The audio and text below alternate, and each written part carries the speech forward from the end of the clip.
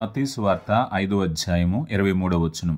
కావున నీవు బలిపీఠమునొద్ద అర్పణమును నర్పించుచుండగా నీ మీద నీ సహోదరునికి విరోధమేదైనను కలదని అక్కడ నీకు జ్ఞాపకం వచ్చిన ఎడల అక్కడ బలిపీఠమునెదుటనే నీ అర్పణ విడిచిపెట్టి మొదట వెళ్ళి నీ సహోదరునితో సమాధానపడుము, అటు తరువాత వచ్చి నీ అర్పణ అర్పింపుము.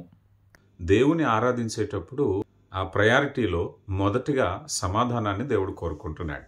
అంటే మనం దేవునితో ఎంత సహవాసం కలిగి ఉంటున్నాం, ఎంత చక్కగా ఆరాధిస్తున్నాం, ఎంత చక్కగా ప్రార్థన చేస్తున్నాం అనే క్రమంలో ఇతరులతో సహవాసాన్ని ఏ మాత్రమో కోల్పోకూడదనేది దేవుని యొక్క ఉద్దేశం.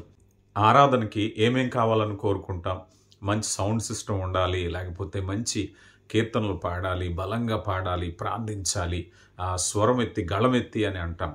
అని ముఖ్యమే, కానీ ముఖ్యంగా సమాధానం అన్నిటికంటే ముఖ్యమైనది. మొదటిగా నువ్వు అర్పణ అర్పించేటప్పుడు, నువ్వు ఆరాధన చేసేటప్పుడు, ఎందుకనంటే మనం ఇప్పుడు ఆత్మీయంగా ఇశ్రాయేలీలం, మనం అర్పణ అర్పించేటప్పుడు ఆ భావాన్ని మనం తీసుకుంటే ఆరాధన అంటే మనం జిహోఫలాన్ని అర్పిస్తాం, మన శరీరాలను సజీవయాగంగా అర్పిస్తాం.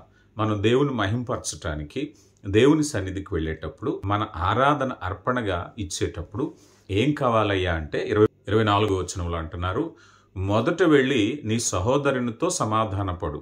మొదట ఆరాధనకు కావాల్సింది.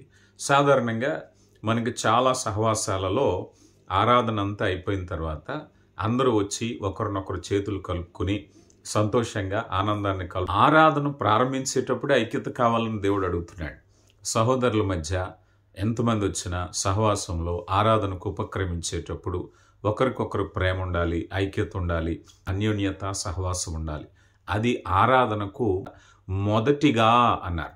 అంటే నువ్వెంతటి ఆరాధనైనా, ఎంతటి బలమైన ప్రార్థనైనా, ఎంతటి బలమైనటువంటి విజ్ఞాపన కీర్తనైనా, ఏదైనా అక్కడ పెట్టి మొదటిగా వెళ్ళి సమాధానపడి అన్నారు. మరి ఆరాధిస్తున్నావు కదా, నువ్వు ఆరాధించే వ్యక్తిగా నీకు విరోధభావం ఎవరితోనైనా ఉన్నదా? ఎప్పుడైనా వారితో సమాధాన పడ్డావా? ఒకవేళ సమాధాన పడకపోతే ప్రభు నీతో చెప్తున్నారు, ఆరాధించటానికి వచ్చే ముందు సమాధాన పడిరా. ఎందుకంటే ఆరాధనకు ముఖ్యంగా మొదటిగా కావలసింది సహోదరులతో సమాధానం. మనుషుల మీద ఈర్ష్యతో, ద్వేషంతో, పగలు కలహాలు పెట్టుకుని మనం ఆరాధించలేం. ఒకవేళ ఆరాధించినా అది దేవుడు అంగీకరించింది. మరి నీ ఆరాధన అంగీకరించబడాలంటే మొదటిగా నీకు ఏం చేయాలో తెలుసా? నీ సంఘంలో, నీ సహవాసంలో నువ్వెవరితో వ్యతిరేకంగా ఉన్నావో వాళ్ళతో సమాధానపడు.